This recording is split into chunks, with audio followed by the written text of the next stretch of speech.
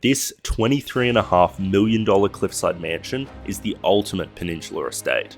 With over 100 metres of ocean frontage and 270 degrees of rural and ocean views, this home is the ultimate Victorian getaway. Located in Flinders, just 60 minutes south of the CBD, on the southernmost end of the Mornington Peninsula, this 5-bedroom, 6-bathroom home sits on over 5,100 square metres of land and covers over 1,400 square metres of internal living space. Meticulous attention to detail is evident around every hand-plastered curve, a consistency of composition rarely achieved on such a large scale. The elevated first level contains 5 luxury ocean view bedrooms, all with ensuited bathrooms, a central kitchen, a fully appointed scullery, as well as 3 living spaces oriented to maximise the mesmerizing views. The European elevator facilitates effortless transition to the lower level, comprising an extraordinary range of lifestyle amenities, including a professional gymnasium, a sauna, a cinema room,